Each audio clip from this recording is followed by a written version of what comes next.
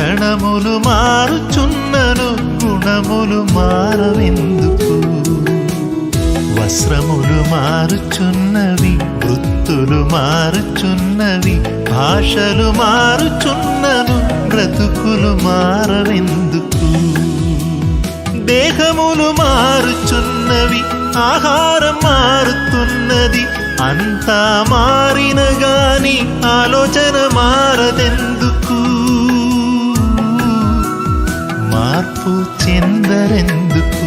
తరములు మారుచున్నవి, దినములు మారుచున్నవి, క్షణములు మారుచున్నను గుణములు మారవెందుకు?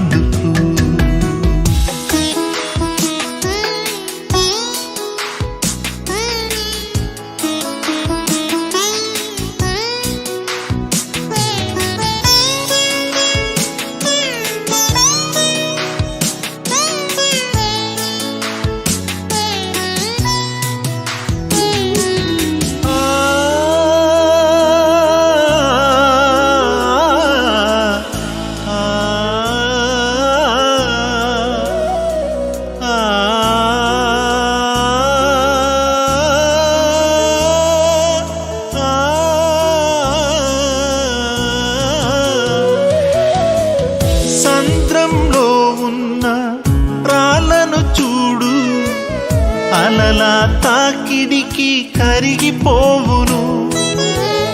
శిఖరంపై ఉన్న మంచును చూడు, సూర్యుని వేడిమికి కరిగిపోవును. సంద్రంలో ఉన్న రాళ్ళను చూడు, అలలా తాకిడికి కరిగిపోవును. శిఖరంపై ఉన్న మంచును చూడు, సూర్యుని వేడిమికి కరిగిపోవును. ప్రభువును నమ్మిన ప్రజలను చూడు, ప్రభువును నమ్మిన ప్రజలను చూడు, దేవుని మాటలకు కరగరెందుకు? బ్రతుకులు దిద్దుకొని బ్రతకరెందుకు? సంగముకు వెళ్తూ ఉన్న సత్యము వినుచూ ఉన్న నిత్యము తెలుసుకున్నను నీతిగా ఉండరెందుకు? పాపము చేయుటెందుకు? తరములు మారుచున్నవి, దినములు మారుచున్నవి, క్షణములు మారుచున్నను గుణములు మారవెందుకు?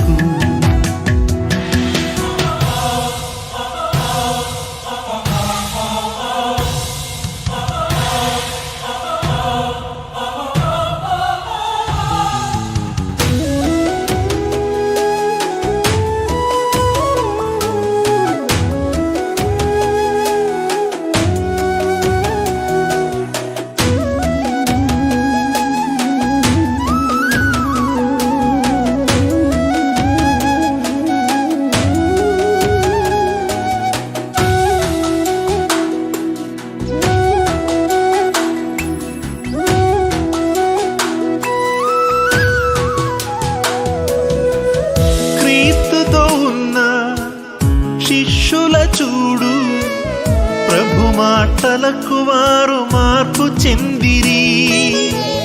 పాపములో ఉన్న స్త్రీలను చూడు, వాక్యం విని పాపం మానివేసిరి. క్రీస్తుతో ఉన్న శిష్యుల చూడు, ప్రభు మాటలకు వారు మార్పు చెందిరి. పాపములో ఉన్న స్త్రీలను చూడు, వాక్యం విని పాపం మానివేసిరి.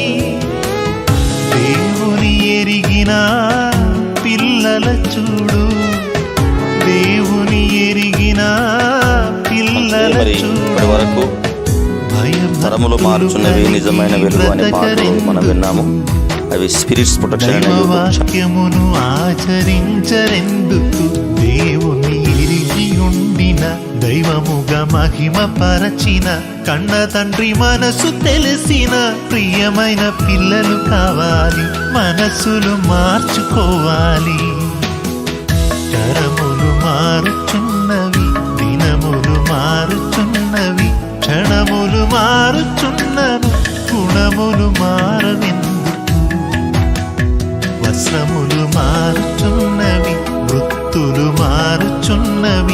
ఆశలు మారుచున్నను బ్రతుకులు మారవెందుకు? దేహములు మారుచున్నవి, ఆహారం మారుతున్నది, అంతా మారిన గాని ఆలోచన మారదెందుకు? మార్పు చెందరెందుకు? తరములు మారుచున్నవి, దినములు మారుచున్నవి, క్షణములు మారుచున్నను గుణములు మారవెందుకు?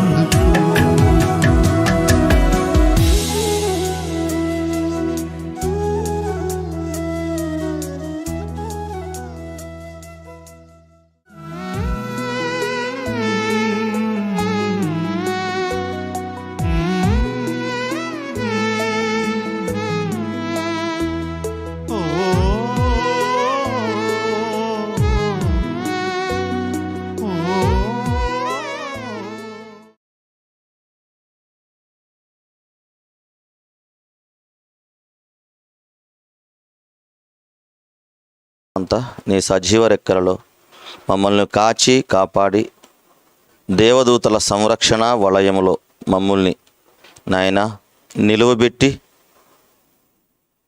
నీ పిల్లలతో కలిసి నీ మాటలు ఆలోచన చేసే ధన్యత నాకును చేరి వచ్చినటువంటి నీ బిడ్డలకును అనుగ్రహించినందుకు వందనాలు తెలియజేస్తున్నాము. తండ్రి, నీ సంకల్పంతో ఈ లోకానికి మేము వచ్చాము. నీ సంకల్పంలో భాగంగా ఈ లోకంలో మేము బ్రతకాలని నీ ఆశ.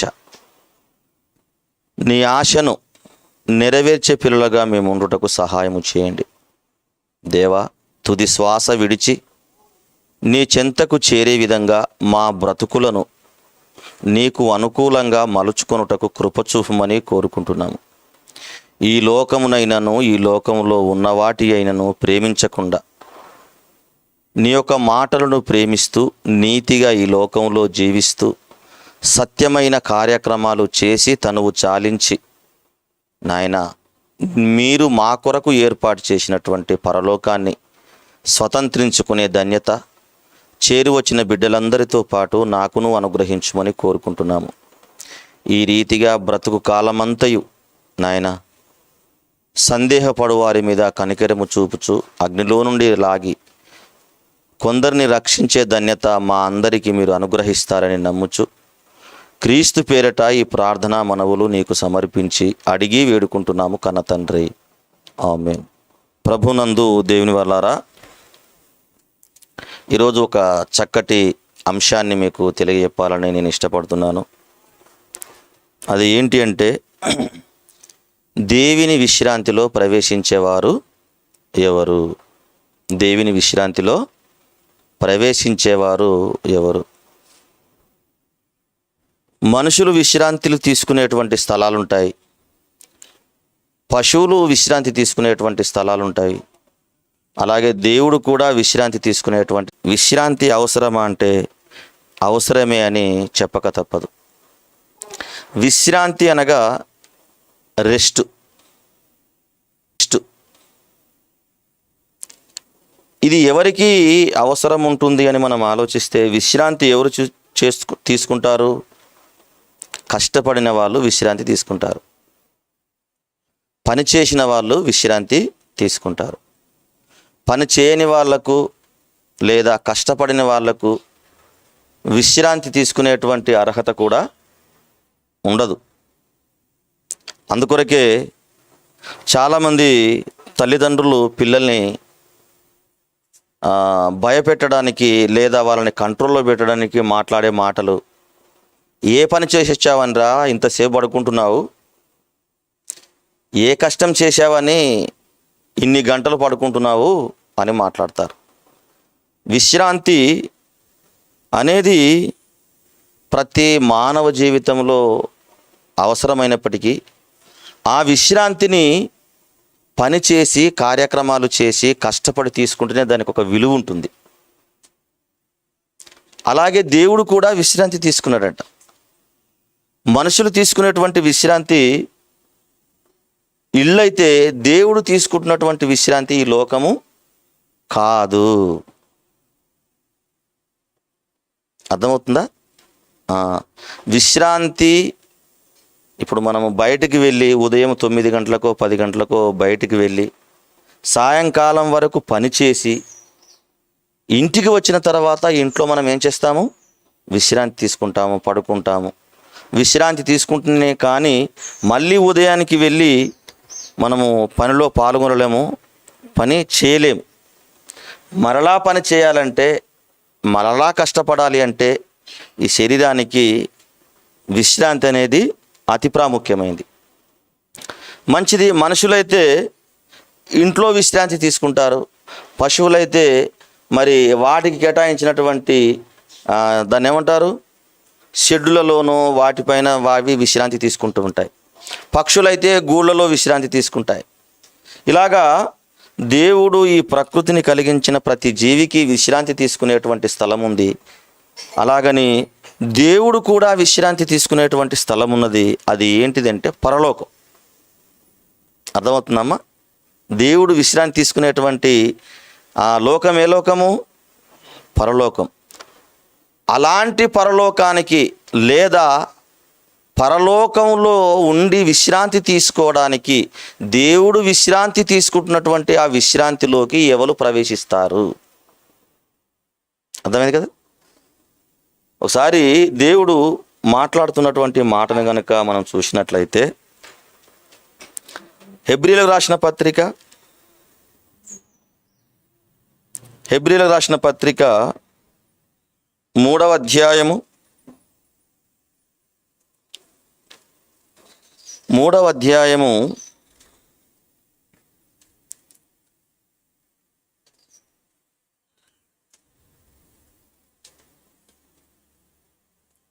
వచనం చూడండి.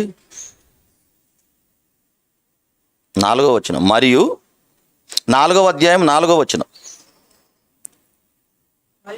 మరియు దేవుడు 7వ దినమందు తన కార్యములన్నిటినీ ముగించి విశ్రమించెను. దేవుడు తన కార్యములన్నిటినీ చేశాడంట. తర్వాత ఏం చేశాడట? విశ్రమించాడట. ఆయన కార్యములన్నీ ఎక్కడ చేశాడు? ఈ విశ్వంలో చేశాడు. ప్రకృతిని, పంచభూతాలని, మొక్కలని, జంతువులని, జలచరములను, ఆకాశ పక్షులను, చెట్లను, 84 లక్షల జీవరాశులను, సముద్రములో చేపలను, వీటన్నిటినీ ఈ విశ్వంలో చేశాడు. కానీ విశ్రాంతి ఎక్కడ తీసుకున్నాడు? ఆకాశమందు ఆసీనుడై ఉన్నటువంటి ఆ దేవాది దేవుడు, ఆకాశము అనగా ఈ లోకం కాకుండా పరలోకం అనేది ఒకటి ఉంది. ఆ పరలోకంలో ఆ దేవాది దేవుడు విశ్రాంతి తీసుకుంటున్నాడు. చేసినటువంటి పనులన్నింటినీ ఈ విశ్వంలో ఆయన విశ్రాంతి తీసుకుంటుంది మాత్రం ఎక్కడ? పరలోకంలో. పరలోకమే ఆయన ఉంటున్నటువంటి విశ్రాంతి లోకము, విశ్రాంతి తీసుకుంటున్నటువంటి లోకము. ఇక ఆయన విశ్రాంతిలోకి ఎవరు ప్రవేశించరట అని మనం ఆలోచిస్తే 9వ వచనం చూడండి. 3వ అధ్యాయము 9వ వచనం.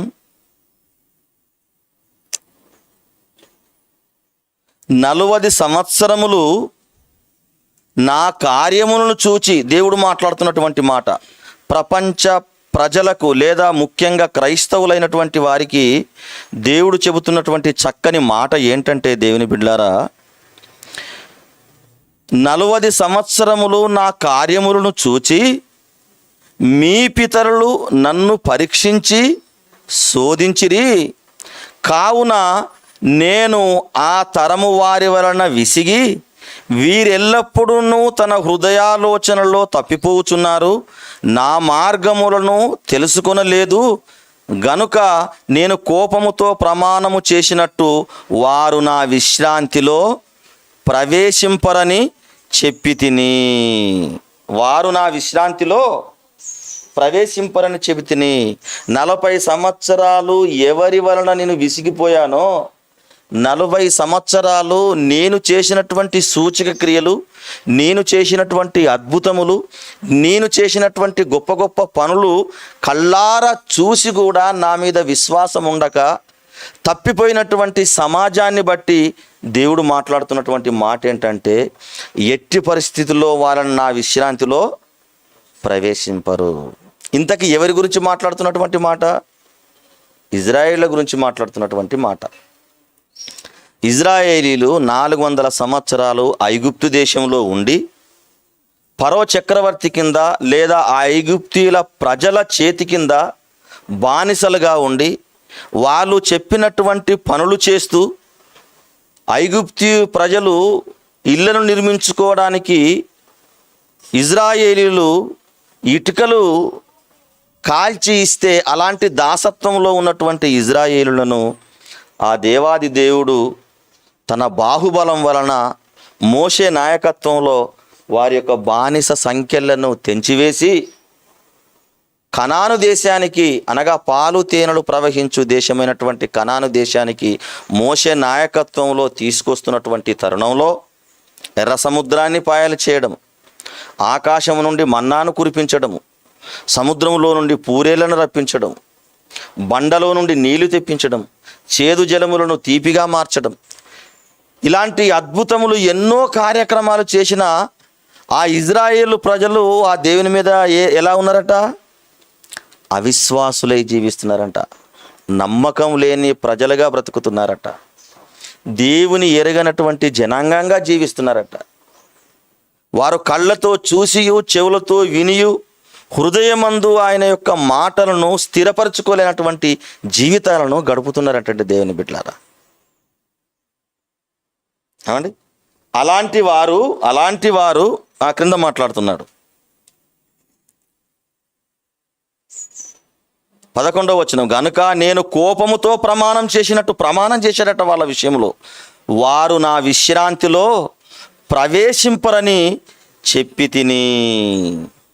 ఇక 12వ వచనంలో, సహోదరులారా, జీవము గల దేవుని విడిచిపోవునట్టి విశ్వాసము లేని దుష్ట హృదయము మీలో ఎవని యందైనను ఒకవేళ ఉండునేమో అని జాగ్రత్తగా చూచుకొనుడి. అలాంటి దుష్ట హృదయము గనక మీకు ఉన్నట్లయితే మీరు కూడా ఆయన విశ్రాంతిలోకి ప్రవేశించరు అని మాట్లాడుతున్నాడు. నిజంగా దేవుని బిడ్డలారా, ఎంత బాధ అనిపిస్తుందంటే, ఎంత క్రూరత్వంలో ఉన్నారండి ఇజ్రాయేల్ ప్రజలు. బాధలో ఉన్నటువంటి వాళ్ళని, కష్టాలలో ఉన్నటువంటి వాళ్ళని, బానిసలుగా ఉన్నటువంటి వాళ్ళని వారికి స్వాతంత్రం ఇచ్చి మోషే నాయకత్వంలో ఎన్నో సూచక్రియలు అద్భుతములు చేసి కనాను దేశానికి తీసుకెళ్తుంటే దేవుని పైన ఎన్ని సనుగులు, విశ్వాసం లేని జీవితం. అలాంటి వారిని 40 సంవత్సరాలట వాళ్ళకు అరణ్యంలో ఏం చేశారట దేవుడు? 9వ వచనం చూడండి, 40 సంవత్సరములు నా కార్యములను చూచి మీ పితరులు నన్ను పరీక్షించి శోధించిరి. 40 సంవత్సరాలు వాళ్ళకు ఎన్నో రకాల ఈవులను ఇస్తే, ఆశీర్వాదాలు ఇస్తే, తినడానికి ఆహార పదార్థాలను ఇస్తే, త్రాగడానికి చక్కటి నీళ్ళిస్తే, పాలు తేనెలు ప్రవహించు దేశానికి తీసుకెళ్తుంటే ఆయన ఏం చేశారట? శోధించారట, ఆయనను పరీక్షించారట. ఇంకా దేవుని వలన మాకు ఇది కావాలి, దేవుని వలన మాకు అది కావాలని భౌతికమైనటువంటి కోరికలను తీర్చుకున్నట్లో, భౌతికమైనటువంటి ఆశలను నెరవేర్చుకున్నట్లో ప్రయాసపడుతున్నారు. కానీ దేవా, మా ఎడల ఎంత కరుణ చూపావయ్యా, మా ఎడల మీకున్నటువంటి ప్రేమ ఎంత గొప్పదయ్యా, 400 సంవత్సరాలు ఈ ఐగుప్తు దేశంలో బానిసలుగా బ్రతుకుతున్నటువంటి మమ్ముల్ని విడిపించావయ్యా, నీకు స్తోత్రాలయ్యా, మరణించేంత వరకు నీ కొరకే బ్రతుకుతామని తీర్మానం చేసుకోకుండా జీవిస్తున్నటువంటి ప్రజల విషయంలో మీరు ఎట్టి పరిస్థితుల్లో దేవుడు కోపానికి వచ్చేసి జీవితంలో మీరు ఎన్నటికీ నా విశ్రాంతిలో ప్రవేశించరు అని వాళ్ళ గురించి మనకు ఉపమానం చెబుతున్నటువంటి పౌలు, వాళ్ళు అలా జీవించారు, అలా బ్రతికారు, అలా మూర్ఖంగా ప్రవర్తించారు, అలా దుర్మార్గంగా జీవించారు. వారు దేవుడంటే భయం లేనటువంటి జనాలుగా జీవించారు. కేవలం శరీర సంబంధమైన, భౌతికమైన, భూ సంబంధమైన కోరికలు నెరవేర్చుకోవడానికే వాళ్ళు అలా ఆయనను శోధించారు, పరీక్షించారు. దయచేసి క్రైస్తవులైనటువంటి మనం అలా ఉండకూడదని మాట్లాడుతున్నాడు. ఎక్కడ? 12వ వచనం, సహోదరులారా, జీవము గల దేవుని విడిచిపోవునట్టి విశ్వాసము లేని దుష్ట హృదయము మీలో ఎవని అందైనను ఒకవేళ ఉండునేమో అని జాగ్రత్తగా చూచుకొనండి. జాగ్రత్తగా. అలాంటి దుర్మార్గపు హృదయాలు మీలో ఎవరికైనా ఉన్నవా? జాగ్రత్త. అలాంటి భ్రష్టము కలిగినటువంటి మనస్సు మీలో ఎవరికైనా ఉన్నదా? అయితే జాగ్రత్త. వాళ్ళు ఎట్టి పరిస్థితిలో దేవుడు ప్రమాణం చేశాడు, వాళ్ళు నా విశ్రాంతిలో ఎన్నటికీ ప్రవేశించారని చెప్పారు.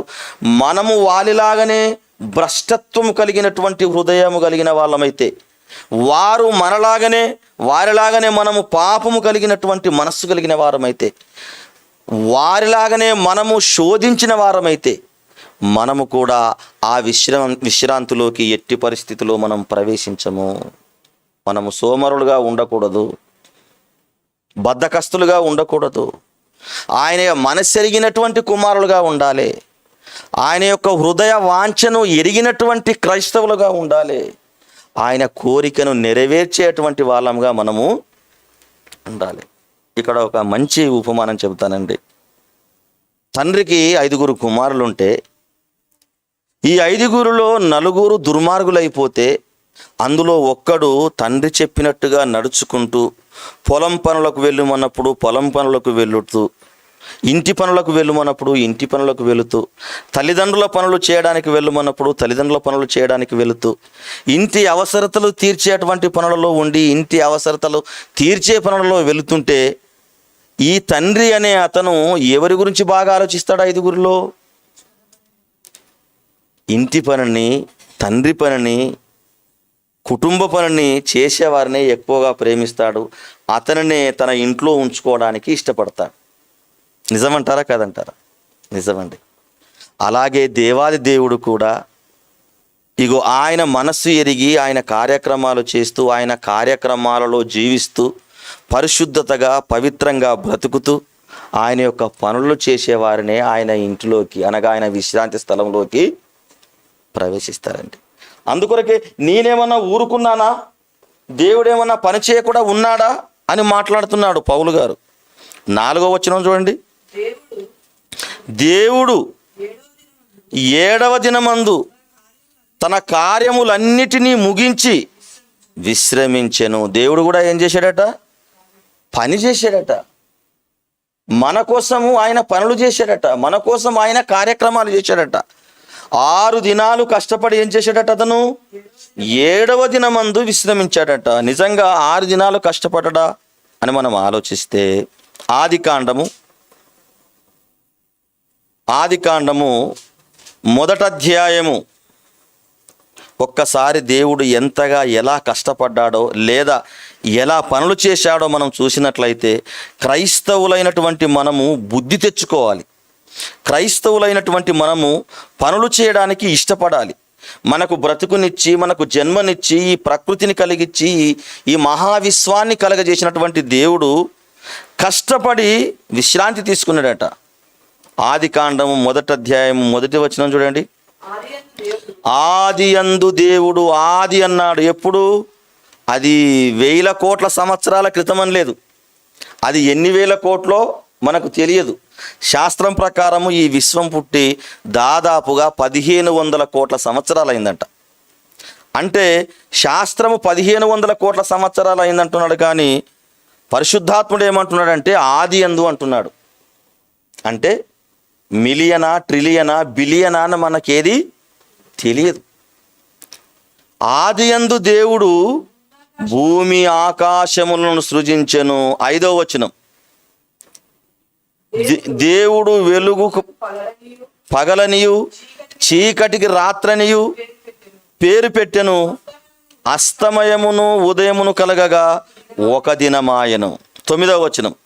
దేవుడు ఆకాశము క్రింద. 11వ వచనం. దేవుడు గడ్డిని, విత్తనములు చెట్లను,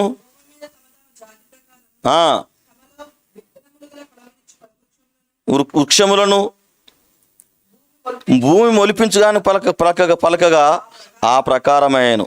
1వ దినము, 2వ దినము, 3వ దినము, 4వ దినము, 5వ దినము, 6వ దినము చూడండి. 31వ వచనం. దేవుడు తాను చేసినది యావత్తును చూచినప్పుడు అది చాలా మంచిదిగా నుండెను.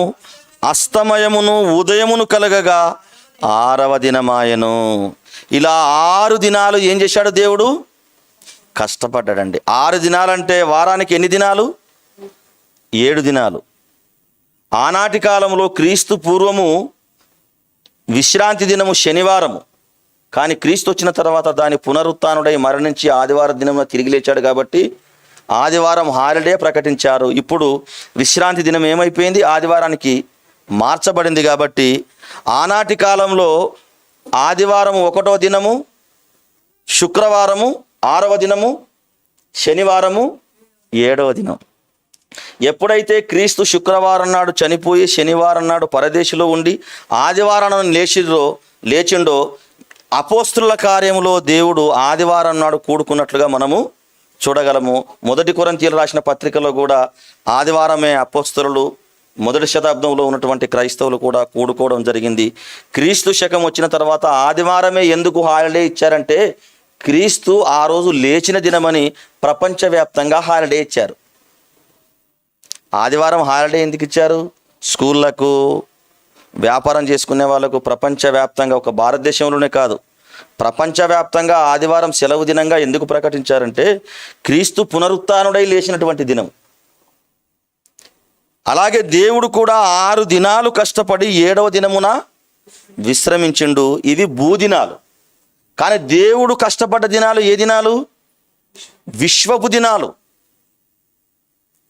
విశ్వపు దినాలు. భూమి తనకై తాను ఒక చుట్టూ తిరిగితే 24 గంటలు ఒక రోజు అవుతుంది. అలాగే విశ్వం అట్లా ఎన్నో సంవత్సరాలు తిరిగితే ఒక దినం అవుతుంది.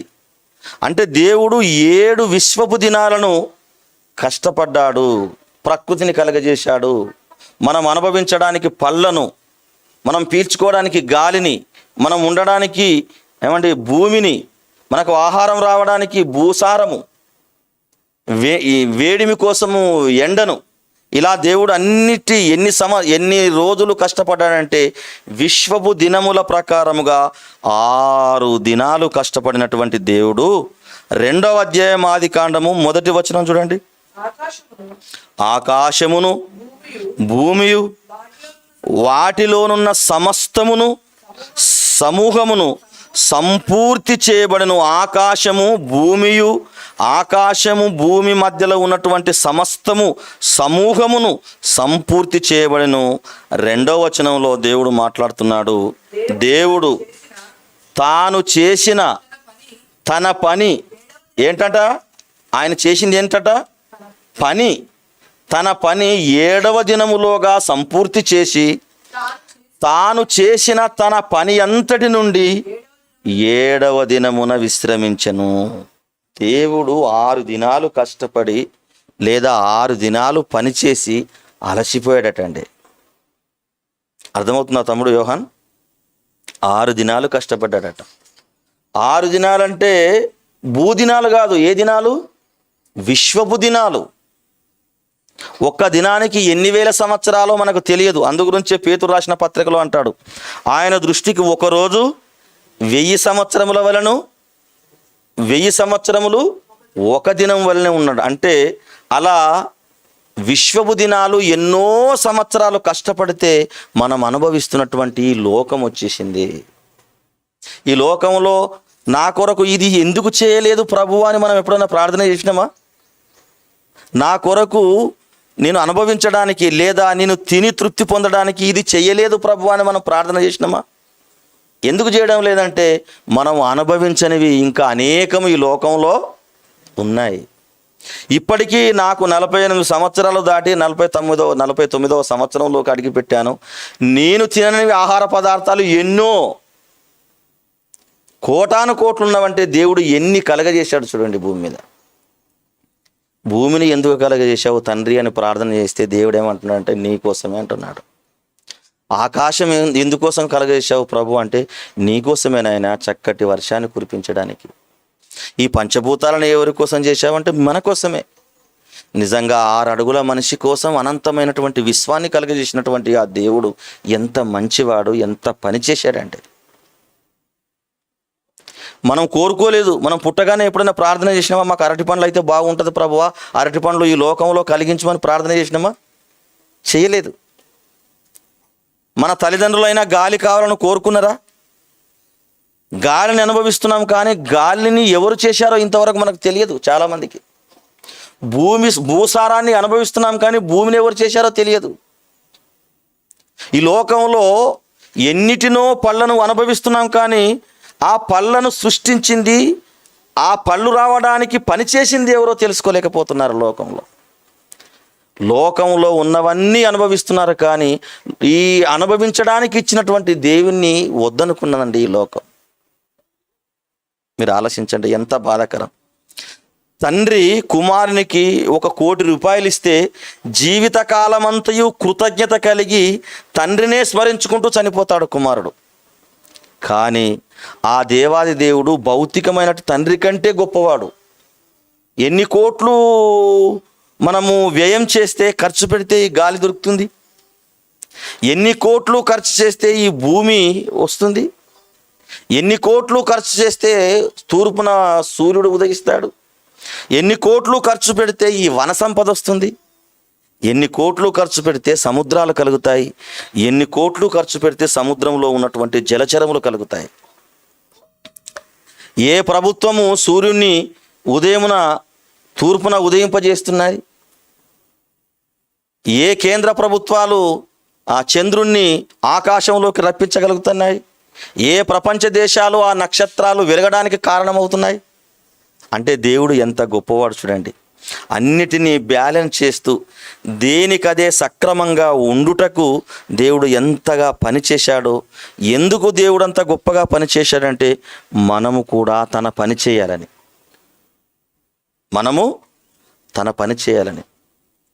మన పనులు మనం చేసుకుంటున్నాం, బాగానే ఉంది. దేవుడు ఎప్పుడు కూడా నువ్వు పని చేయకుండా నా పని చేయాలని ఎప్పుడు కూడా కోరలేదు. దేవుడు మన పని చేసుకోమన్నాడు, తన పని కూడా చేయమన్నాడు. మన గురించి మనం ఆలోచన చేసుకోవాలన్నాడు, మనకంటే ఎక్కువగా దేవుని గురించి ఆలోచన చేయమన్నాడు.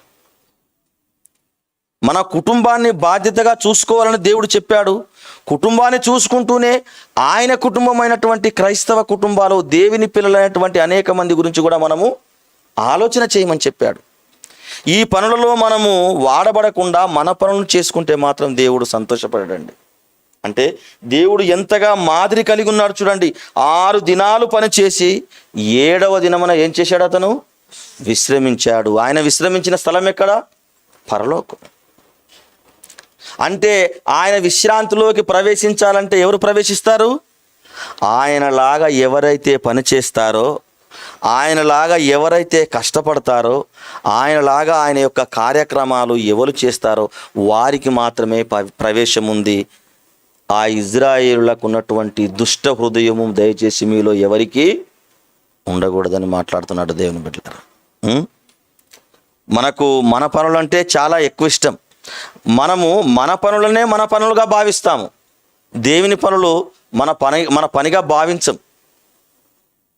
మన పనులను మన పనులుగా భావిస్తూనే దేవుని పనులు కూడా మన పనులుగా భావించాలి. అప్పుడు దేవుడు సంతోషిస్తాడు.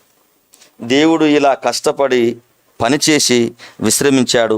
మరి ఆయన ప్రియ కుమారుడైన యేసుక్రీస్తు ఆయన ఈ లోకానికి వచ్చి 33.5 సంవత్సరాలు బ్రతికి మరణించి ఆ దేవాది దేవునికి దగ్గరకు వెళ్ళడానికి ముందు, ఆయన చావడానికి ముందు ప్రార్థన చేస్తున్నటువంటి మంచి ప్రార్థన కనుక మనం చూసినట్లయితే,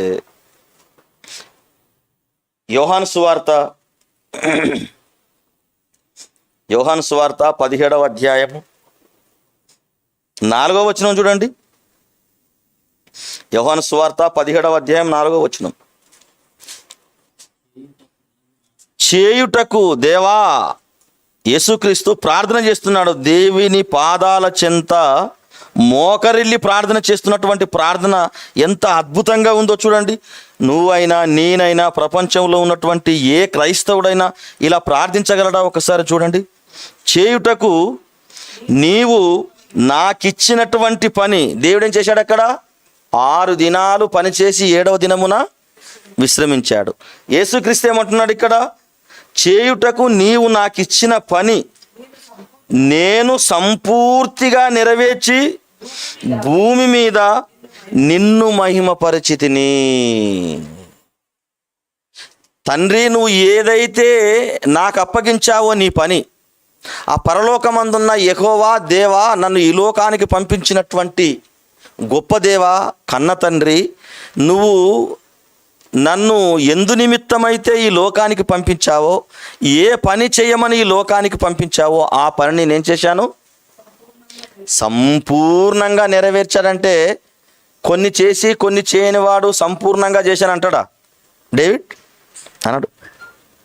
సంపూర్తిగా నెరవేర్చానంటే అసలు ఏ పనిలో ఏమాత్రము లోపం లేకుండా పని సంపూర్ణముగా చేసిన వాడు మాత్రమే ఆ మాట అనగలడు. లేకపోతే క్రైస్తవుల్లో గొప్పలు చెప్పుకోవడానికి చేయకున్నా చెప్పినని చెబుతారేమో, కానీ యేసుక్రీస్తు అలాంటి వాడా? కాడు. ఏమని మాట్లాడుతున్నాడు? చేయుటకు నీవు నాకిచ్చిన పని నేను సంపూర్ణముగా నెరవేర్చి భూమి మీద నిన్ను మహిమపరిచితిని. చేయుటకు నీవు నాకు ఇచ్చినటువంటి పనిని సంపూర్తిగా నెరవేర్చాను. నువ్వు ఎక్కడికి వెళ్ళమంటే ఎక్కడికి వెళ్ళాను. తల్లిదండ్రులను వదిలిపెట్టి వెళ్ళమంటే తల్లిదండ్రులను వదిలిపెట్టి వెళ్ళాను. వివాహం చేసుకోకు నాయనా, వివాహం చేసుకుంటే నా పనిని నువ్వు తుదముట్టించవని దేవుడు నాకు చెప్పాడు. నేను వివాహం చేసుకోలేదు. తల్లిదండ్రులను విడిచిపెట్టాను, కష్టపడ్డాను. రాత్రనక పగలనక ఎండనక వాననక ఎన్నో చెట్లకు వెళ్ళాను. గలిలయ, సమరయ, యూదయ, దెకపోలి, కోరాజిన, బెత్సా, ఎన్ని గ్రామాలకు వెళ్ళమంటే అన్ని గ్రామాలకు వెళ్ళాను. ఎక్కడ పడుకోమంటే అక్కడ పడుకున్నాను. కొండలలో పడుకోమంటే కొండలలో పడుకున్నాను. ఆకలితో అలమటించిపోతున్నప్పుడు చెట్లకు కాసినటువంటి ఫలాలను తినమంటే ఫలాలను తిన్నాను. ఏ రోజు రాజుతో దెబ్బలు తినడానికైనా వాళ్ళు రాళ్ళు పట్టుకొని వచ్చేస్తే నేను తప్పించుకొని తిరిగి వెళ్ళిపోయాను. ఏ విధము చేతనైనను నాకు 33.5 సంవత్సరాలు నువ్వు ఆయుష్నిచ్చావు కాబట్టి ఈ ఆయుష్ లోపల నువ్వు నాకు ఇచ్చినటువంటి పనిని నేను తుదముట్టించాలి. ఇదిగో తుదముట్టించాను. చేయుటకు నీవు నాకు ఇచ్చినటువంటి పనిని నేను సంపూర్ణముగా నెరవేర్చాను. సంపూర్ణంగా నెరవేర్చానంటే అసలు ఏ 1% కూడా తగ్గకుండా 100కు 100 కంప్లీట్గా చేశాడండి దేవుని బిడ్డలారా. అలా చేశాను కాబట్టి ఏమంటున్నాడు? తండ్రి, లోకము పుట్టక మునుపు నీ యొద్ద నాకు ఏ మహిమ ఉండెనో ఆ మహిమతో నన్ను ఇప్పుడు నీ యొద్ద మహిమపరచుము. నువ్వు విశ్రాంతి తీసుకుంటున్నటువంటి లోకములో నా స్థితి, నా యొక్క పొజిషన్, నాకున్నటువంటి గౌరవం లేదా నాకున్నటువంటి స్థితిగతులు, నాకున్నటువంటి విలువ లేదా నాకున్నటువంటి మహిమ ఎలాంటిదో అలాంటి మహిమతో నన్ను ఘనపరచుము. ఎందుకంటే నువ్వు చేసినటువంటి పని నేను సంపూర్తిగా చేశాను. యేసుక్రీస్తు మత్తయి సువార్తలో ఏమంటాడండి? పనివాడే జీతమునకు పాత్రుడు, పని చేయనివాడు జీతమునకు ఎట్టి పరిస్థితుల్లో పాత్రుడు కాడు. పనిచేసేవాడు పరలోకానికి వెళ్ళాలి. పనిచేసేవాడు విశ్రాంతి తీసుకోవాలి. పనిచేసేవానికి విశ్రాంతిలోకి చోటు. నా విశ్రాంతిలో మీరు ప్రవేశించాలి అంటే దేవుడు విశ్రమించాడు, కష్టపడి విశ్రమించాడు, పనిచేసి విశ్రమించాడు. ఆయన కుమారుడైనటువంటి యేసుక్రీస్తు కూడా పనిచేసి విశ్రమించాడు. ఆ పరలోకమందు నాకు ఏదైతే మహిమ ఉండునో ఆ మహిమ నాకు ఇచ్చేయి తండ్రి అని ప్రార్థన చేస్తున్నాడు. చూడండి ఏమండి, ఎలా కష్టపడాడండి యేసుక్రీస్తు. ఎప్పుడైనా తన సొంత పనులు చేసుకున్నట్లుగా మనం బైబిల్ గ్రంథంలో చూడగలుగుతామా? ఆయన పోషింపబడడానికి ఎక్కడికి వెళ్ళాడు? ఎప్పుడైనా తన శిష్యులు చేపలు పట్టైనా తన సొంత పనులు చేసుకున్నారు, కానీ యేసుక్రీస్తు తను బ్రతకడం కోసం ఎప్పుడైనా పనిచేశాడా? అలాగని మనం పని చేసుకోవద్దని చెప్పడం లేదు. ఆయన పని ఎంత ఆశ కలిగి లేదా ఆయన పనిలో ఎంత యథార్థ కలిగి చేశాడో చూడండి. ఆయన పనిలో ఏమున్నదంటే దేవుని పని. ఆయన పనిలో ఏమున్నదంటే సువార్త. ఆయన పనిలో ఏమున్నదని మనం ఆలోచిస్తే అనేక మందిని దైవత్వంలోకి రాణించడం, మనిషికి మరణించిన తర్వాత మరో జీవితం ఉందని చెప్పడం, ఆ జీవితము ఆయన పని చేస్తేనే ఆ విశ్రాంతిలోకి ప్రవేశిస్తామని చెప్పడం. ఎంత గొప్పగా దేవుడు ఆ యేసుక్రీస్తు పైన పెట్టినటువంటి ఆ పనిని పూర్తిగా తుదముట్టించి ఆయన విశ్రాంతిలోకి ప్రవేశించాడు. చూడండి హెబ్రీయులకు రాసిన పత్రిక, మరలా హెబ్రీయులకు రాసిన పత్రిక 4వ అధ్యాయము, హెబ్రీయులకు రాసిన పత్రిక 4వ అధ్యాయము 6వ వచనం చూడండి. కాగా ఎవరో కొందరు విశ్రాంతిలో ప్రవేశించుదురను మాట నిశ్చయము గనుక. ఎవరో కొందరు ఆయన విశ్రాంతిలో ప్రవేశిస్తారు. ఎవరు ప్రవేశిస్తారు? పని చేసిన వాళ్ళు. ఏమండి 9వ వచనం చూడండి, 9వ వచనం. కాబట్టి దేవుని ప్రజలకు విశ్రాంతి నిలిచి ఉన్నది. ఎందుకనగా దేవుడు తన కార్యములను ముగించి విశ్రమించిన ప్రకారము ఆయన యొక్క విశ్రాంతిలో ప్రవేశించేవాడు కూడా తన కార్యములను ముగించి విశ్రమించును. తన కార్యములు, దేవుడు ఎలాగైతే పనులు చేసి విశ్రమించాడో, దేవుడైతే ఎలాగైతే తన కార్యములు చేసి విశ్రమించాడో, అలాగే ఆయన కార్యములను చేసి విశ్రమించిన వాడు, అనగా ఈ శరీరాన్ని విడిచిపెట్టి వెళ్ళిపోయిన వాడు ఆయన యొక్క విశ్రాంతిలోకి ప్రవేశిస్తాడు. అంటే పని చేయకపోతే ఎట్టి పరిస్థితుల్లో విశ్రాంతి తీసుకునే అవకాశమే. ఈ లోకంలో దుర్మార్గంగా బ్రతుకుతూ దేవుని కార్యక్రమాలు చేయకుండా మూర్ఖంగా ఈ లోకంలో బ్రతికితే వానికి జీవితకాలం అంతయు విశ్రాంతే ఉండదు. ఎక్కడ ఉంటాడు వాడు? నరకంలో విశ్రాంతి ఉంటుందా? పళ్ళు కొరుకుటయు ఏడుపును ఉంటుంది. తర్వాత ఏడుపు, రోదన ఉంటుంది, కేకలు. ధనవంతుడు ఎలా చెప్పాడు? తండ్రివైన అబ్రహామా, నా యందు కనికరపడి లాజరు యొక్క చిటికిన వెలుతో నా గొంతును చల్లార్చుటకు దయచేసి పంపించుము, నేను ఈ అగ్నిజ్వాలల్లో యాతన పడుతున్నానని కేకలు వేసి చెప్పాడట. అంటే అక్కడ విశ్రాంతి ఉందా? నరకమున వారి పురుగు చావదు, అగ్ని ఆరదు. అంటే నరకంలో విశ్రాంతి అనేది, నీవు ఈ లోకంలో కష్టపడినా, బాధపడినా, హింసపడినా, వేదనకు గురైన ఆయన పనులు చేస్తే నిజంగా ఎంత రెస్ట్ ఉంటుంది, ఎంత విశ్రాంతి ఉంటుందండి ఆ పరలోకంలో. ఆయన విశ్రాంతిలోకి ప్రవేశించుదుము అన్న మాట నిజము అంటున్నారు. చూడండి 6వ వచనం. కాగా ఎవరో కొందరు విశ్రాంతిలో ప్రవేశించుదురన్న మాట నిశ్చయము గనక ముందు సువార్త వినువారు అవిధేయత చేత ప్రవేశింపలేదు గనక. అంటే ముందు సువార్తను, అనగా ఆనాటి కాలంలో ఉన్నటువంటి ఆ దుర్మార్గులు ప్రవేశింపలేదు గనక నేడు, అనగా ఈ లోకంలో బ్రతుకుతున్నటువంటి మనము, లేదా ఇక్కడికి వచ్చి వాక్యం వింటున్నటువంటి మనము, మీరు ఆయన మాట వినిన ఎడల మీ హృదయములను కఠినపరచుకొనకూడని వెనుక చెప్పబడిన ప్రకారము ఇంతకాలమైన తర్వాత దావీదు గ్రంథములో నేడని యొక్క దినము నిర్ణయించబడి ఉన్నది. ఇప్పుడు 9వ వచనం. కాబట్టి దేవుని ప్రజలకు విశ్రాంతి నిలిచి ఉన్నది. ఎందుకనగా దేవుడు తన కార్యములను ముగించి విశ్రమించిన ప్రకారము ఆయన యొక్క విశ్రాంతిలో ప్రవేశించేవాడు కూడా తన కార్యములను ముగించి విశ్రమించెను.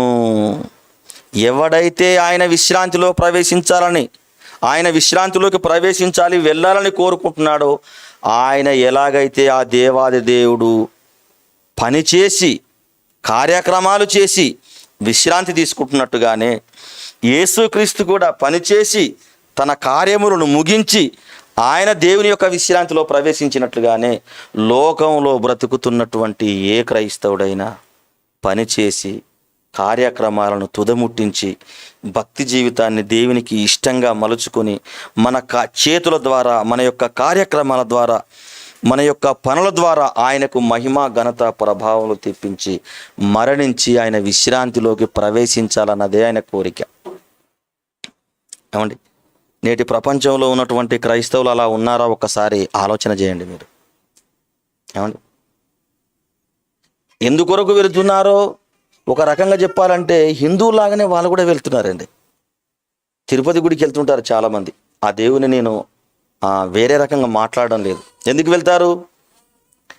మొక్కుకున్నటువంటి మొక్కులు తీరినయని వెళ్ళి కానుకిచ్చి వచ్చేస్తారు.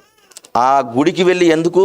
ఇదిగో నేను ఎమ్మెల్యేనైతే, లేదా నేను ఎంపీనైతే, నేను మంత్రినైతే, నేను ముఖ్యమంత్రినైతే, నా కుమారునికి జాబ్ వస్తే, ఏమంటే ఇలాంటి కోరికలతో వెళ్ళేవారు లోకంలో ఉన్నటువంటి అన్యజనాంగం అయితే, నేటి ప్రపంచంలో ఉన్నటువంటి క్రైస్తవులు కూడా అలాంటి కోవకు చెందిన వాళ్ళే అనేక మంది ఉన్నారు. అలాంటి కోరికలు కోరుకోవడం తప్పనడం లేదు. నేను అలాంటి కోరికలు కోరుకోవడము తప్పనడం లేదు. భౌతికంగా బ్రతకడానికి ఏదో ఒకటి చెయ్యాలి, కానీ అదే జీవితం కాదు. మనకు మరణించిన తర్వాత విశ్రాంతిలోకి వెళ్ళాలి. ఆ విశ్రాంతి దేవుని కార్యక్రమాలతో ముడిపడిందని చెబుతున్నాడు. చూడమ్మా, మరలా చదువుకుంటే, కాబట్టి దేవుని ప్రజలకు విశ్రాంతి నిలిచి ఉన్నది. ఎందుకనగా దేవుడు తన కార్యములను ముగించి విశ్రమించిన ప్రకారము ఆయన యొక్క విశ్రాంతిలో ప్రవేశించేవాడు కూడా ఆ దేవాది దేవుని కార్యములను ముగించి విశ్రమించాలి, లేకపోతే వాళ్ళు వెళ్ళేది నరకానికి అని మాట్లాడుతున్నాడు. యేసుక్రీస్తు కూడా ఈ లోకానికి వచ్చి ఎలాంటి బాధ్యత పెట్టాడండి?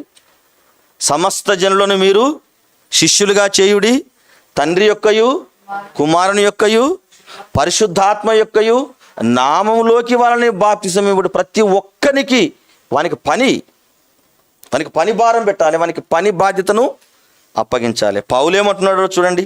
పౌలు ఎలా చేశాడు చూడండి పనులను. 1 కొరింథీయులకు రాసిన పత్రిక 9వ అధ్యాయము 1 కొరింథీయులకు రాసిన పత్రిక 9వ అధ్యాయము 1వ వచనం చూడండి. నేను స్వతంత్రుడను కానా, నేను అపోస్తలుడను కానా, మన ప్రభు అయిన యేసును నేను చూడలేదా?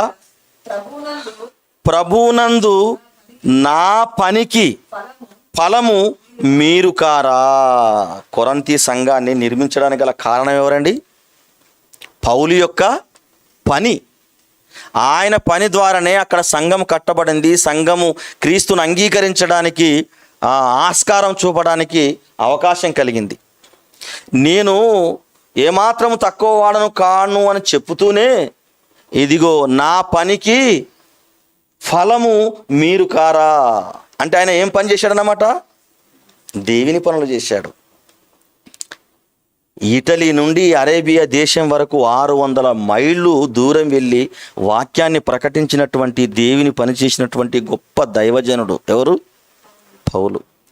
ఎంత గొప్పగా చేశాడంటే, క్రొత్త నిబంధనలో యేసుక్రీస్తు కేవలం ఇజ్రాయేలీల దేశములో మాత్రమే సంచరించి వాక్యాన్ని ప్రకటించినట్టుగా మనం చూడగలము. కానీ అదే పౌలు అయితే ఇటలీ నుండి అరేబియా దేశం వరకు దాదాపుగా మనకు బైబిల్ చివరిలో ఉంటుంది పటం, అపోస్తలుడైన పౌలు సంచరించినటువంటి ప్రదేశములను ఉంటుంది. అంటే 600 మైళ్ళు ఈ పౌలు గారు సువార్తను ప్రకటించాడు. ఎన్నో ఏమంటే సముద్రములో ఉన్నటువంటి మంచిరేవుల అక్కడికి వెళ్ళి సువార్తను ప్రకటించాడు. ఇంకా ఎక్కడెక్కడికో వెళ్ళి సువార్తను ప్రకటించాడు. ఆయన వెళ్ళిన చోటు ఇప్పటి వరకు ఎవరు కూడా ఆయన డామినేట్ చేసిన వాళ్ళు ఎవరు లేరు. అంత గొప్పగా సేవ చేసినటువంటి గొప్ప దైవజనుడు పౌలు గారండి. నిజంగా యేసుక్రీస్తు తన జీవితంలో తన కోసం పని చేసుకున్నట్టుగా ఎక్కడ కనబడదు. అపోస్తులైనటువంటి పౌలు కూడా తన కోసం తను చేసుకున్నట్టుగా పనులలో ఏది కూడా కనబడదు. అట్లాంటి మహానుభావులు ఉన్నారు కాబట్టి ఇలాంటి వాళ్ళం ఇక్కడ మనం కూడుకోవడానికి దేవుడు అవకాశం కల్పించాడు. నిజంగా ఎంత యథార్థ కలిగి దేవుని సేవ చేయాలండి, ఎంత నమ్మకంతో దేవుని సేవ చేయాలండి. నేను చనిపోగానే ఆ విశ్రాంతిలోకి ప్రవేశించాలన్న ఆశతో సేవ చేస్తున్న వాళ్ళు ఎక్కడైనా కనబడుతున్నారా మనకు? స్వార్థం స్వార్థం స్వార్థం స్వార్థం. ఏమండి, అలాగైతే మనం పరలోకానికి ఎలా వెళ్తాము? అలాగైతే ఆయన విశ్రాంతిలోకి ఎలా ప్రవేశిస్తాం? నిజంగా అండి, నేను దాదాపుగా ఎన్నో సంవత్సరాలు అవుతుంది సిద్దిపేటలో సేవ చేయబట్టి. 100కు పైనే విశ్వాసులు వస్తారు. అక్కడ నేను కాంప్రమైజ్ కావచ్చు, నాకు సరిపోతుందని ఎన్నో ప్రాంతాలకు వెళ్ళి వాక్యాన్ని ప్రకటించడానికి వెళ్తున్నాను. మళ్ళీ ఇక్కడ కూడా ప్రారంభించాలన్న ఆశ నాకు అవసరమా? అంటే ఇక్కడ కూడా ప్రారంభించాలన్న ఆశ, తపన. నా కుమారుడు ఎప్పుడైతే చనిపోయాడో, నా కుమారుడు ఎప్పుడైతే నిద్రించాడో, ఇంకా ఆ భారం అనేది దేవుడు నా గుండెల్లో ఇంకా ఎక్కువగా చేయమని నాకు చెబుతున్నాడు. నా అంతం ఎప్పుడుందో నాకు తెలియదు, కానీ నేను మరణించలేపు ఆ విశ్రాంతిలోకి ప్రవేశించే విధంగానే నేను పనిచేయాలని నిర్ణయం తీసుకున్నాను. కాబట్టి ప్రభునందు దేవుని వాళ్ళారా, పౌలు గారు మాట్లాడుతున్నాడు. 2వ వచనం చూడండి, 2వ వచనం. ఇతరులకు నేను ప్రభువునందు నా పనికి ఫలము మీరు కారా. నా పని, నేను దేవుని పని చేశాను, ఆ ఫలమే మీరు. ఇది కొరింథీయులారా అని మాట్లాడుతున్నాడు. ఇక కొంతమందికి పని కూడా నేర్పించాడట ఆయన. 1 కొరింథీయులకు రాసిన పత్రిక 16వ అధ్యాయము 10వ వచనం చూడండి. తిమోతి వచ్చిన యెడల అతడు మీ యొద్ద నిర్భయుడై ఉండునట్లు చూచుకొనుడి. నా వలనే నేను ఎలాగైతే ప్రభు పని చేస్తున్నానో, నా వలనే అతడు ప్రభువు పని చేయుచున్నాడు. నా వలనే అతను ఏం చేస్తున్నాడంట? ప్రభు పని చేయుచున్నాడు. దేవుడు పని చేశాడు, దేవుని కుమారుడైన యేసుక్రీస్తు పని చేశాడు, యేసుక్రీస్తును అంగీకరించినటువంటి పౌలు పని చేశాడు, పౌలును అనుకరిస్తున్నటువంటి తిమోతి కూడా ఏం చెప్పాడు ఆయన? నా వలనే నేను ఎట్లాగైతే దేవుని పని చేస్తున్నాడో, తిమోతి కూడా దేవుని పని చేస్తున్నాడు. అంటే ఆయన ఏమి నేర్పిండన్నమాట? పౌలు తిమోతికి పని నేర్పిండు. కొంతమంది ఏం చేస్తారంటే ఆ యొక్క సేవ చేస్తున్నటువంటి పరిస్థితుల్లో ఆ శ్రమలకు, ఆ బాధలకు, ఆ హింసలకు, ఆ వేదనలకు, ఆ కష్టాలకు, ఆ కన్నీళ్లకు, ఆ నిద్రలేమిలతో బ్రతకడమే జీవితం గగనమవుతున్నటువంటి పరిస్థితుల్లో తన పిల్లలను సేవ చేయించడానికి ఇష్టపడరు. నాకు వచ్చినటువంటి ఈ కష్టం నా పిల్లలకు రాకూడదు, నాకు వచ్చినటువంటి ఈ బాధలు నా పిల్లలకు రాకూడదు. పిల్లలకు కష్టాలు రాకపోతే విశ్రాంతిలోకి ఎలా వెళ్తారు? పిల్లలు పనులు చేయకపోతే విశ్రాంతిలోకి ఎలా ప్రవేశిస్తారు? ఈ కష్టము కొంత మట్టుకే అయితే, ఈ లోకంలో దేవుని పని చేయకపోతే ఎక్కువ కష్టం ఎక్కడ ఉంటుంది? నరకంలో ఉంటుందండి. నరకంలో ఎప్పటికీ కాలేదే అవసరమా?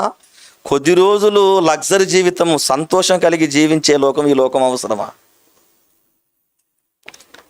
నా కష్టాన్ని గమనించినటువంటి తమ్ముడు యోహాను పాపం నాతో పాటు కూడా ఎన్నో చోట్లకు వస్తున్నాడు. అన్న మీతో కలిసి నేను చేస్తానన్న సేవ అని మాట్లాడుతున్నాడు. ఆయన ద్వారా వరాలు ఏర్పడ్డాడు. వరాలు కూడా ఆత్మకూరు సంఘాన్ని అప్పగించడానికి అన్న ముందుకొచ్చారు. తను కూడా ఒక మాట మాట్లాడాడు, అన్న నీకు చెరొక భుజమన్న మేము అని మాట్లాడాడు. వరాలు కూడా నాకు చాలా సంతోషం అనిపించింది. అంటే ఒకరికి మనము పనిచేసే విధానము చూపించి ఆదర్శకంగా ఉంటే, మన హృదయంలో వీళ్ళ ద్వారా నేను ఏదో లబ్ధి పొందుకోవాలని ఆ దుర్మార్గపు ఆలోచన ఉంటే ఆ సేవ వర్ధిల్లదు. పౌలు మాట్లాడతాడు, మీరిచ్చే ఈవిని కాదు నేను కోరుకుంటుంది, మీరే నాకు కావాలి. ఈవి కావాలన్నా మీరు కావాలన్నా, ఈవి ఎందుకండి? ఈవి ఇవాళ ఖర్చు పెడితే అయిపోతుంది, కానీ నీవే కావాలి దేవునికి. నీవెందుకు కావాలి? నువ్వు పని చేయాలి దేవునికి. పనిచేసే విధానం నేర్పాలి, కష్టపడే తత్వాన్ని నేర్పాలి. కన్నీళ్ళు వచ్చినా వెనకడుగు వేయనటువంటి విశ్వాస వీరునిగా మనం తయారు చేయాలి. ఇన్ని మాటలు చెప్పినా కేవలం 1 గంట మాత్రమే ఉంటాయండి. మళ్ళీ ఇంటికి వెళ్ళిన తర్వాత అవి ఎక్కడికి వెళ్ళిపోతాయో ఆవిరైపోతాయి. ఏమంటావు డేవిడ్, నిజమా కదా? ఇక్కడ మా ఆవిడ ఉందండి, పాపం ఎన్నో రోజుల సంది ఏడుస్తూ ఉంది. ఇప్పటికే మనం బాధలు అనుభవిస్తున్నాము, శ్రమలు అనుభవిస్తున్నాము, ఇంకా ఇవి ఎక్కువైపోతుంది కదంటే మళ్ళీ ఆమెనే మాట్లాడుతుంది, అయినా పర్వాలేదులే, కొన్ని రోజులు మనం ఇక్కడ జీవించిన రోజులే కదా కష్టాలని. నిజంగా దేవుని బిడ్డలారా, కుటుంబం అంతా దేవునిలో ఉండాలంటే ఇంటి యజమాని దేవునిలో ఉండాలి. నేను దేవునిలో బలంగా ఉంటే నా భార్య బలంగా ఉంటుంది, నా అల్లుళ్ళు బలంగా ఉంటారు, నా కూతుళ్ళు బలంగా ఉంటుంది, నా సంఘం కూడా బలంగా ఉంటుంది. సంఘానికి ఏమి నేర్పించావంటే ఏదో ఒకటి నేర్పించడం కాదు, వాక్యం నేర్పించాలి, సత్యాన్ని నేర్పించాలి. మరణిస్తే నువ్వు నరకానికి వెళ్తావురా బాబు, ఈ లోకంలో ఉండగానే దేవుని పనులు చేయడానికి ఇష్టపడమని నేర్పించాలి. అది మన క్రైస్తవులకు కావాల్సిందండి. అందు గురించి తిమోతి ఏమని మాట్లాడుతున్నాడు? 16వ అధ్యాయం 10వ వచనం చూడండి. ఇది అండర్లైన్ చేసుకోండి దయచేసి. 10వ వచనం, తిమోతి వచ్చిన యెడల అతడు మీ యొద్ద నిర్భయుడై ఉండునట్లు చూచుకొనుడి. నా వలనే అతడు ప్రభు పని చేయుచున్నాడు గనక ఎవడైనను అతనిని తృణీకరింపవద్దు. నా యొద్దకు వచ్చుటకు అతనిని సమాధానముతో సాగనంపుడి. అతడు నాలాగే అతడు ఏం చేస్తున్నాడు? పని చేస్తున్నాడు. నేను అతనికి పనిని నేర్పానని మాట్లాడుతున్నాడు దేవుని బిడ్డలారా. అంటే వచ్చిన సంఘస్థులకు ఏమి నేర్పించాలి? పని నేర్పించాలి. పని చేయడానికి అవకాశం కల్పించాలి. పనిలో జీవించేటట్టుగా చూపించాలి. మరణించిన తర్వాత విశ్రాంతిలోకి ప్రవేశించేటట్టుగా చేయాలి. నిజంగా ఎలాంటి పనులు చేశారండి వాళ్ళు? ఎలాంటి పనులు చేశారు? అపోస్తలులు ఎక్కడైనా ఇల్లు కట్టుకొని సుఖ సంతోషాలతో బ్రతికినట్టుగా మనం చూడగలమా? కానీ ఈనాటి బోధకులు చూడండి, ఎంత ఫెసిలిటీస్ లైఫ్లు, ఎంత లగ్జరీ లైఫ్లు. విశ్వాసుల పిల్లలేమో గవర్నమెంట్ స్కూల్లో చదువుతారు, పాస్టర్ల పిల్లలేమో ఆక్స్ఫర్డ్ యూనివర్సిటీలో చదువుతుంటారు. విశ్వాసుల పిల్లలేమో ఆకలి దప్పుకలతో ఉంటారు, కానీ పాస్టర్ల పిల్లలేమో ఏమండి పెద్ద పెద్ద హోటల్లో తింటుంటారు. ఈనాటి భక్తులకు, ఈనాటి సేవకులకు మంచి మంచి హోటళ్ళు కావాలి, మంచి మంచి వసతులు కావాలి. కానీ ఆనాటి బోధకులకు మంచి మంచి వసతులు ఎక్కడున్నాయి మీరు ఆలోచించండి దేవుని బిడ్డలారా. అందుకొరకే నేను ఒక పాట రాశాను, మీరు విన్నారో వినలేదు. ఎవరికి రాలేదు క్రీస్తులో బాధలు, ఎవరికి కలగలేదు ప్రభులో పలు వేదనలు. అలాంటి భక్తులకే శ్రమలు, కష్టాలు, కన్నీళ్ళు వచ్చినప్పుడు ఈనాటి కాలంలో ఎలా జీవిస్తున్నారండి? ఇదిగో 2 days మీటింగ్కి వస్తాను, నాకు ఇంత ఇవ్వాలి డిమాండ్. ఇదిగో 4 రోజుల మీటింగ్కి నాకు ఇంత ఇవ్వాలి. ఉచితముగా పొందితిరి, ఉచితముగానే సేవ చేయుడి. ట్రాన్స్పోర్ట్ల ఖర్చు ఏదో కొంత ఇస్తే తీసుకునుడి. బలవంతం వాళ్ళకు మాత్రం మీరు చేయకూడదు. ఆనాటి సేవలు ఎలాగున్నాయి, ఆనాటి పనులు ఎలాగున్నాయి, ఆనాటి కార్యక్రమాలు ఎలాగున్నాయి, ఆనాటి భక్తుల యొక్క జీవితాలు ఎలా ఉన్నాయి. అందుకొరకే మాట్లాడతాడు హెబ్రీయులకు రాసిన పత్రిక 11వ అధ్యాయం 33వ వచనంలో. రాళ్లతో కొట్టబడ్డారు, రంపములతో కోయబడ్డారు, సొరంగాల్లో దాక్కున్నారు, ఆకలి దప్పకలతో అలమటించిపోయారు, పిడిగుద్దులు తిన్నారు. అట్టి వారికి ఈ లోకం యోగ్యమైనది కాదని మనం వింటాం. కాబట్టి ప్రభునందు దేవుని బిడ్డలారా, మనము ఆ దేవుని విశ్రాంతిలోకి ప్రవేశించాలంటే ఏం చేయాలి? పని, దేవుని యొక్క కార్యక్రమాలు చేయాలి. దేవుని విశ్రాంతిలోకి ప్రవేశించేవారు ఎవరంటే ఆయన యొక్క పనులు చేసేవాళ్ళు మాత్రమే ఆయన దగ్గరికి వెళతారు. ప్రసంగి గ్రంథం పని ఎంత గొప్పది అని మనం ఆలోచిస్తే, దేవుని బిడ్డలారా, పని ఎంత గొప్పది అని మనం ఆలోచిస్తే, ప్రసంగి గ్రంథము 9వ అధ్యాయం, ప్రసంగి గ్రంథము 9వ అధ్యాయము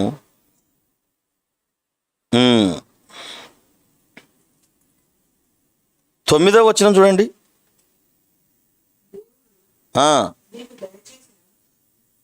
ప్రసంగి గ్రంథము 9వ అధ్యాయం 10వ వచనం. చేయుటకు నీ చేతికి వచ్చిన ఏ పనినైనను, ప్రసంగి గ్రంథము 9వ అధ్యాయం 10వ వచనం, చేయుటకు నీ చేతికి వచ్చిన ఏ పనినైనను నీ శక్తి లోపము లేకుండా చేయుము. ఏదైతే దేవుడు నీ చేతికి పని అప్పగిస్తాడో ఆ పనిలో నువ్వు ఎలా ఉండాలంట? శక్తి లోపము లేకుండా చేయాలి. శక్తి లోపం అంటే కొంత చేసి ఫోన్లే అని వదిలిపెట్టకూడదు. ఇప్పుడు ఉదాహరణకు తమ్ముళ్ళు మేస్త్రిగా వర్క్ చేస్తున్నారు. శక్తి లోపము కలిగి చేశామనుకోండి, సరి అయిన ఫలము రాదు, మనము రీచ్ అవ్వం. ఏదైతే అనుకుంటామో ఆ టార్గెట్ను మనం అందుకోలేము. అలాగే దేవుడు ఏమంటున్నాడంటే, చేయుటకు దేవుడు నీకు ఏ పనైనా ఇస్తున్నాడో ఆ పనిని శక్తి లోపము లేకుండా చేయకూడదు. చేయుము. ఒకవేళ నువ్వు అలా చేయకపోతే ఏమంటున్నాడు?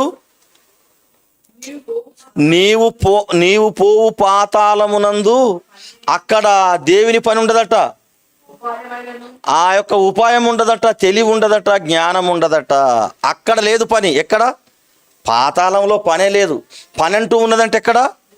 భూలోకంలో దేవుని పని చేయుటకు దేవుడు నీకు ఇచ్చినటువంటి ఏ పని అయినను నీ శక్తి లోపము లేకుండా చేయము. నీ శక్తి, నీ సామర్థ్యత, నీ సత్వ ఎంతైతే ఉన్నదో, నీ రోగ నిరోధక శక్తి ఎంతైతే ఉన్నదో పూర్తిగా ఖర్చు పెట్టు. అందులో లోపం ఉండకూడదు. అలా పని చేయమని దేవుడు రిక్వెస్ట్ చేస్తున్నాడు. అలాంటి వారే ఆయన విశ్రాంతిలోకి, హెబ్రీయుల రాసిన పత్రిక 4వ అధ్యాయము, హెబ్రీయుల రాసిన పత్రిక 4వ అధ్యాయము 11వ వచనం చూడండి. కాబట్టి అవిధేయత వలన, అనగా మన యొక్క అవిధేయత వలన, ఎవరు? ఇజ్రాయేలీలు ఆ విశ్రాంతిలోకి ప్రవేశించలేదు కదా. కాబట్టి అవిధేయత వలన వారు పడిపోయినట్లుగా మనలో ఎవడునూ పడిపోకుండా ఆ విశ్రాంతిలో ప్రవేశించుటకు జాగ్రత్త పడుదుము. జాగ్రత్త పడుదుము. మనం ఆ విశ్రాంతిలోకి ప్రవేశించాలని ఏం చేయాలి? జాగ్రత్త. జాగ్రత్త అంటే వాక్యాన్ని మీరు బాగా వినాలంటున్నాడు 12వ వచనము. ఎందుకనగా దేవుని వాక్యము సజీవమై బలము గలదై రెండంచులు గల ఎటువంటి ఖడ్గము కంటెను వాడిగా ఉండి ప్రాణాత్మలను, కీళ్లను, మూలగను విభజించనంత మట్టుకు దూరుచు హృదయము యొక్క తలంపులను శోధించుచున్నది. అలాంటప్పుడే నువ్వు ఎక్కువగా పని చేయడానికి ఆస్కారం ఉంటుంది. వాక్యము రెండంచులు గల ఖడ్గము కంటేను వాడిగా ఉంటుందటండి. అది ఎక్కడికి వెళ్తుందట? కీళ్ళలోకి వెళ్తుందట, చర్మంలోకి వెళ్తుందట, నరాల్లోకి వెళ్తుందట, ఎముకలలోకి వెళ్తుందట, ఎముకలలో ఉన్నటువంటి మూలుగలోకి వెళ్తుందట. వాక్యానికి అంత శక్తి ఉంటుంది. కెమెరాకు పైన ఉన్నటువంటి దేహాన్నే స్క్రీన్ పైన యొక్క ఫేసే కనబడుతుంది, పైన యొక్క ఆకారమే కనబడుతుంది కెమెరాకు. ఎక్స్రేకు ఎముకలు కనబడతాయి, కానీ ఎముకల్లో ఉన్నటువంటి మూలుగా కనబడదు. ఎంఆర్ఐ స్కానింగ్కు కొన్ని మాత్రమే కనబడతాయి, అన్నీ కనబడవు. కానీ వాటన్నిటికంటే శక్తివంతమైనది ఏదట? వాక్యము. అది నరాల్లోకి వెళ్తుందంట, అది మాంసాల్లోకి వెళ్తుందంట, అది ఎముకల్లోకి వెళ్తుందంట, ఎముకల్లో ఉన్నటువంటి మూలుగలోకి వెళ్తుందంట. అంటే మానవ దేహంలో ప్రతి అవయవంలోకి వెళ్ళేది ఏదైనా ఉన్నదాన్ని మనం ఆలోచిస్తే అది కేవలం ఒక వాక్యం మాత్రమే. ఆ వాక్యమే మనం మరణించిన తర్వాత పరలోకానికి చేరుస్తుంది, ఆ దేవాది దేవుని విశ్రాంతిలోకి తీసుకెళ్తుంది. కాబట్టి అలాంటి వారే ఆ దేవుని యొక్క విశ్రాంతిలోకి ప్రవేశిస్తారు.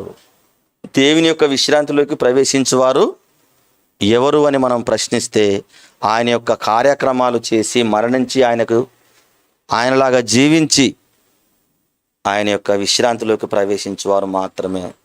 దేవుడు పనిచేసి ముగించాడు, విశ్రమించాడు. యేసుక్రీస్తు పనులు చేసి విశ్రమించాడు. అపోస్తలులు, భక్తులందరూ కూడా పనిచేసి విశ్రమించారు. మనము కూడా ఆ పరలోకానికి, ఈ లోకంలో పనులు చేసి మరణించి ఆయన విశ్రాంతిలోకి ప్రవేశించాలని మనస్ఫూర్తిగా కోరుకుంటూ నా ప్రసంగాన్ని ముగిస్తున్నాను. అందరికీ ధన్యవాదాలు. Thank you very much. ప్రార్థించుకుందాం. ప్రేమగల తండ్రి, దయగల మా దేవా, నీకు వందనాలు నాయన. నీ విశ్రాంతిలోకి ప్రవేశించువారు ఎవరు అని మేము ప్రశ్నించుకొని మళ్ళీ నీ గ్రంథంలో నుండే మేము ఆన్సర్ని చూసుకోగలిగాము. ఆనాటి కాలంలో తండ్రి, ఐగుప్తులో ఉన్నటువంటి ఇజ్రాయేలీలు నువ్వు చేసినటువంటి క్రియలను, నువ్వు చేసినటువంటి అద్భుతములను కల్లారా చూసి ఆయన నిన్ను శోధించారు. కోపంతో నువ్వు ప్రమాణం చేశావు. మీరెన్నటికీ నా విశ్రాంతిలో ప్రవేశించరని ప్రమాణం చేశావంటే వాళ్ళు ఎంతగా విసిగించారో తండ్రి. అలాగే మేము కూడా అలాంటి దుష్ట హృదయము కలిగి ఉండకూడదు అని, అలాంటి పాపులుగా మేము మారిపోకూడదు అని, కేవలం మా పనులు మాత్రమే చేసుకోకుండా నీ పనులు చేయవలసిన వారమై ఉన్నామని పౌలు గారు మాకు సెలవిచ్చాడు. నువ్వు పనిచేసి విశ్రమించావు. నీ కుమారుడైనటువంటి యేసుక్రీస్తు పనిచేసి విశ్రమించాడు. అపోస్తలులు పనిచేసి విశ్రమించారు. అలాంటి పని చేసిన వాళ్ళకే నీ విశ్రాంతిలో చోటుందని మేము గ్రహించాం. అలాంటి ధన్యత చేరి వచ్చిన బిడ్డలందరికీ అనుగ్రహించమని కోరుకుంటూ, నాయన మహిమా ఘనతా ప్రభావం నీకు చెల్లిస్తూ, మా ప్రార్థనకు ప్రతిఫలమిచ్చి మా ఆత్మీయ జీవితానికి చక్కటి మాటలతో మమ్మల్ని బలపరుస్తావని అర్జిస్తూ, క్రీస్తు పేరట ఈ ప్రార్థనా మనవులు నీకు సమర్పించి అడిగి వేడుకుంటున్నాము కన్న తండ్రి.